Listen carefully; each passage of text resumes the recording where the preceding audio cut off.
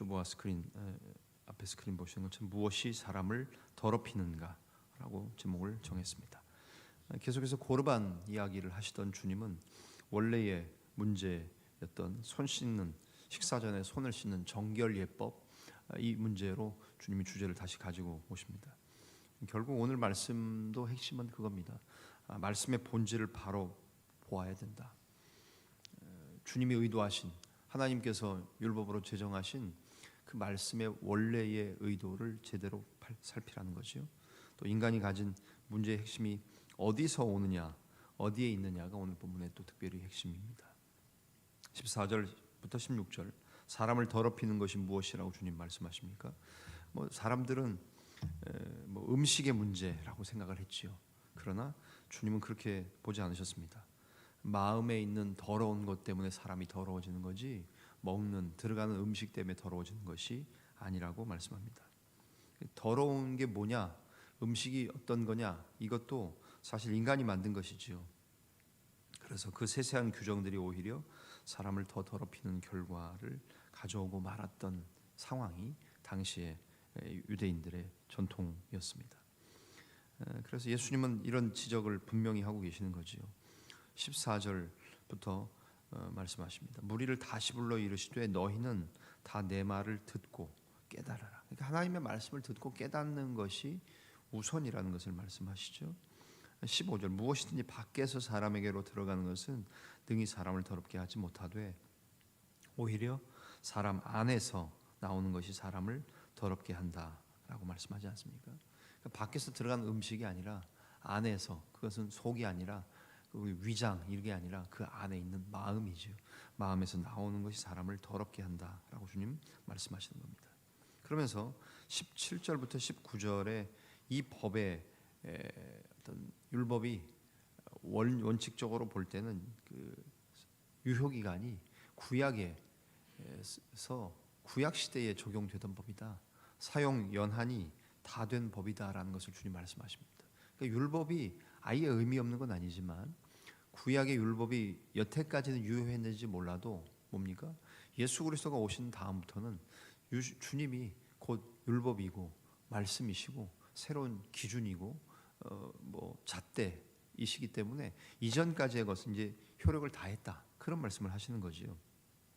17절부터 19절 제자들이 묻습니다. 그러자 18절 예수께서 이르시되 너희도 이렇게 깨달음이 없느냐? 무엇이든지 밖에서 들어가는 것이 능히 사람을 더럽게 하지 못함을 알지 못하느냐? 이는 마음으로 들어가지 않고, 그죠? 먹는 음식이 마음으로 들어갑니까? 속에, 위장, 장기 안으로 들어가죠. 이는 마음으로 들어가지 아니하고 배로 들어가 뒤로 나감이라. 이러므로 모든 음식물을 깨끗하다 하시니라. 그러니까 이전까지는 어땠습니까? 지금까지는 유대인들은 음식물이 깨끗하냐 깨끗하지 않느냐를 정해놓고 살아왔지 않습니까? 그런데 주님이 뭐라고 말씀하십니까? 모든 음식물은 깨끗하다라고 새로운 규정을, 새로운 기준을 제시하고 계시는 겁니다. 주님께서 이처럼 음식법 규정을 사용 연한이 다한 법으로 여기셨다는 거예요. 그러면서 모든 음식이 다 깨끗하다고 하십니다. 이 말은 뭡니까? 이방인의 음식까지도 다 깨끗하다고 선언하시는 겁니다. 그러니까 뭐가 정하다 부정하다 이렇게 하는 그 기준은 모세 율법, 그리고 예수 그리스도가 오시기 전까지는 유효했는지 몰라도 이제는 내가 와서 내가 말하는 것, 내가 정하는 이 법이 새로운 법이다. 예수님이 율법의 완성이자 마침으로 오셨지 않습니까? 그리고 새로운 율법, 새 계명을 주셨고 서로 사랑하라는 율법의 최고의 가치와 강령인 새로운 기준을 주님 제시하고 계시지 않습니까? 결국 사용 연한이 다한 법이다. 구약의 모세 율법은 사용 연한이 다했고 내가 이제 새로운 법을 제시한다고 말씀하시는 겁니다.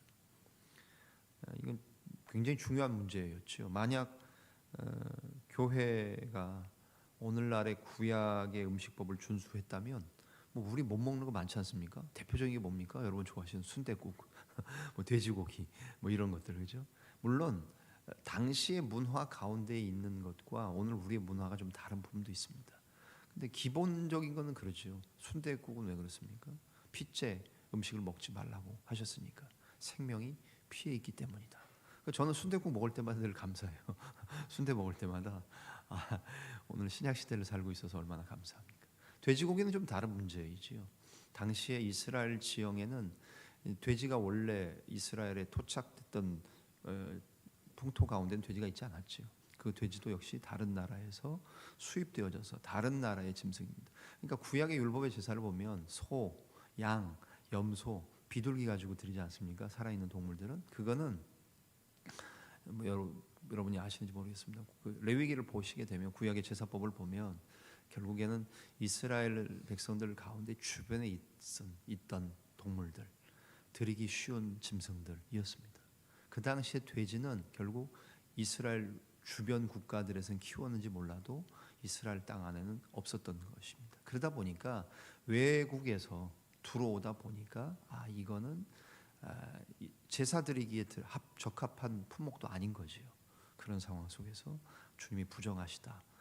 우리의 건강을 위해서 뭐 굽이 갈라진 것, 되새김질하는 것, 레위기에 나와 있는 먹는 음식의 규정들을 두셨는데 그게 만약에 오늘날까지 정해졌다면 굉장히 우리 신앙도 그것 때문에 까다로웠을 겁니다. 그런데 신약 시대로 오시고 예수 그리스도가 오셔서 이것을 새롭게 기준을 제시하심으로 말미암아 복음이 전 세계로 전파되는 데에 이 음식법을 준수해야 됐다면 굉장히 큰 걸림돌이 되었을 겁니다. 근데 주님은 오셔서 그것은 사용 연한이 다한 법이고 내가 이제 새로 정한다. 뭐라고 말씀하세요? 모든 음식물이 다 깨끗하다. 19절 하반절에 모든 음식물을 깨끗하다 하셨습니다. 결론적인 얘기는 뭡니까? 20절부터 23절 사람 안에 있는 것이 더 더럽다. 우리 속 장기에 들어간 음식물 말고 우리 마음과 생각에 있는 것이 사람을 더럽힌다는 얘기를 20절부터 23절 하시는 것 아닙니까? 사람을 더럽히는 것은 마음에서 나온다고 말씀합니다. 그러면서 악한 생각들, 그렇죠? 20절부터 사람에게서 나오는 그것이 사람을 더럽게 하느니라. 속에서 곧 사람의 마음에서 나오는 것은 악한 생각하면서 쭉 열거하시죠. 무려 12가지로 얘기하십니다. 살인, 악독, 교만, 이런 종류는 뭡니까? 제6계명 살인과 관계되는 거죠. 살인, 악독, 교만. 그 다음에 7계명과 관계된 음란, 간음, 음탕 이런 죄목은 그렇게 되고요. 그 다음 도둑질, 탐욕, 질투는 8계명. 그 다음에 속임, 비방, 우매 이거는 9계명. 이렇게 그룹핑할 수 있다는 겁니다. 그러니까 주님께서는 굉장히 뭐 이렇게 생각나시는 대로 말씀하신 것처럼 보이지만 그렇지 않다는 겁니다. 10계명의 기준에 의해서 6계명, 7계명, 8계명, 9계명 세 가지씩 4가지 계명 12개를 말씀하고 계세요. 결국 이런 죄는 음식과 관계되는 죄가 아니지 않습니까? 오늘날에 뭐 우리들만 봐도 이건 음식과 관계되지 않는 걸 분명히 압니다. 근데 유대인들은 모세의 율법, 그 오래전의 그 율법에 매여서 그거 가지고 사람들을 판단했다는 것 아닙니까? 결국 사람을 더럽게 하는 것은 마음 속에 있는 것이고 율법이 존재하는 이유는 이 더러운 것들이 밖으로 나오지 못하게 하기 위한 장치였을 뿐입니다. 결국 예수님의 이 가르침이 이후에 어디에 우리가 보게 됩니까? 유대인과 이방인의 장벽을 허무는 것의 기준이 되시죠. 여러분 사도행전에 베드로가 하늘로부터 환상 가운데 보자기에 짐승이 쌓여져서 내려올 때 잡아먹으라. 하늘로부터 하나님께서 말씀하실 때 기억하시지 않습니까? 주님 안 됩니다. 못합니다. 부정한 겁니다. 그러니까 예수님이 이렇게 하셨음에도 불구하고 그들은 태생적으로 유대인들은 구약의 율법의 전통을 붙잡고 있었기 때문에 예수님이 이미 그들 가운데 계시다가 죽임당하시고 부활 승천하셨던 이후에도 베드로가 환상 가운데 기도하는 환상 가운데 요바에서 사람들을 보내오고 가는 과정에 나오는 환상에 나오는 게 대표적인 먹는 거 아닙니까? 짐승들, 부정한 음식들. 주님 이미 다 철폐하셨어요. 새로운 기준을 주셨어요. 그럼에도 불구하고 이게 쉽게 깨지지 않는다는 겁니다. 오늘 우리의 상황에서도 현대 신앙생활에서도 마찬가지입니다. 우리가 정말 중요한 본질 말고 다른 그 언저리에 있는 것, 주변에 있는 것들 때문에 혹시 신앙생활이 더 그것이 우선시 되고 있는 것은 없냐는 겁니다. 물론 먹는 문제들이 있죠. 술, 담배 이런 부분들, 또 복장에 관한 부분들, 이런 논쟁이 있을 수 있습니다. 그러나 그것들 이면에 주님께서 원하시는 것이 과연 무엇이냐는 겁니다. 아직도 뭐 술 먹어도 됩니까? 담배 피워도 됩니까? 이런 거 묻는 분들 많이 있는데, 아니 그거 기본적인 원칙이 뭡니까? 내 몸이 주의 성전이면 그런 것들로 집어넣는 것이 좋으냐? 그거 먹어서 하나님께 영광이 되느냐? 그거 물어보시면 돼요. 그거 물으면 더 이상 얘기가 필요 없어요. 요거 뭐 취하지 않을 때까지만 마시면 되는 거 아닙니까? 뭐 그리고 어디서 성경 구절 한 구절 가져오고, 제가 말씀드린 것처럼 포도주와 독주는 쳐다보지도 말라고 말씀하신 잠언의 말씀은 안 가져오고, 꼭 신약에서 디모데도 위장병을 위해서 바울이 포도주를 약으로 좀 쓰라고 하지 않느냐. 자꾸 먹겠다는 의지예요. 그런 사람하고는 얘기할 필요가 없어요. 그분은 먹겠다는 의지인데 또 무슨 얘기를 해도 그건 먹으려는 사람이고요. 안 먹고 경건하게 온전하게 하나님 기쁘시게 내 몸을 하나님의 성전으로 드리려고 하는 사람은 갖다 바쳐도 안 먹고 안 마시는 거예요. 안 피우는 거예요. 그죠? 이런 문제들이지요. 결국 신앙의 본질이 무엇인지를 주님은 지적하고 계십니다. 무엇이 사람을 더럽게 합니까? 오늘 주님 말씀하신 것처럼 음식이 겉으로 보여지는 것들이 아니라 더 중요한 것은 우리 속에 무엇을 담고 있느냐, 무엇이 우리 속에 가득 담겨 있느냐를 주님 보고 싶어 하시는 겁니다. 사랑하는 우리 자원교회 교우 여러분, 저와 여러분들의 속에는 무엇이 있습니까? 음식 말고, 장기 안에 들어가 있는 거 말고 우리 마음과 속에, 머릿속에 뭐가 들어가 있습니까? 여기 들어가 있는 12가지 악한 생각들, 이런 것들은 끊임없이 꺼내어 버리고 하나님께서 우리에게 주신 말씀과 기도로 거룩하게 되어지고 하나님의 사람으로 성령으로 충만하게 되어지는 그것을 추구하며 사시는 오늘 한 날, 복되고 거룩한 한 날, 하루 종일 열심히 사시고 저녁 식사하시고 또 멀리서 오실 때는 금요일 저녁에 막힐지 몰라도 또 다시 시작한, 몇 년 만에 시작하는지 제가 주보를 뒤졌지만 알 수 없습니다만 다시 새롭게 시작하는 금요 기도회에 나오셔서 하나님의 사람으로 하나님이 기뻐하시는 것들로 우리의 속을 가득히 채우는 복되고 거룩한 저와 여러분의 믿음의 삶, 우리의 신앙의 삶이 되어지시기를 주님의 이름으로 간절히 축원합니다. 기도하겠습니다. 살아계신 하나님 감사합니다.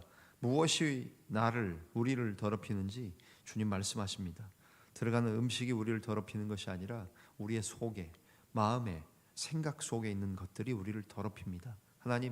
하나님의 사람으로 거룩한 사람 되고 성결한 사람 되며 신령한 사람이 되고자 우리 속에 있는 이런 것들 12가지나 되는 주님이 말씀하신 그런 악한 덕목들, 그것들을 오히려 제하여 버리고 하나님의 말씀으로, 기도로, 주의 성령으로 충만하게 채워 오직 하나님이 기뻐하시는 복되고 거룩한 믿음의 사람들 다 될 수 있도록 은혜를 허락하여 주시옵소서. 오늘 우리 자원교회가 또 금요 기도회를 시작하는 날입니다. 하나님, 신년 세일의 특별 새벽 기도회 통하여 우리가 기도하는 것이 습관화되고 체질화되어서 온 교회가 열심을 내었습니다. 이제 그 기도의 불을 금요 기도회로 이어가고 계속해서 연속하여 기도회로 교회를 살리고 우리의 심령들을 살리기를 소망합니다. 하나님, 이 저녁에 달려나와 또 기도하기를 소망하는 종들이 있다면 오늘 하루 열심히 저희들 살고 저녁에 나와 함께 기도하는 복된 종들 되게 하시고, 온라인과 유튜브로 함께하는 종들도 또 달려나와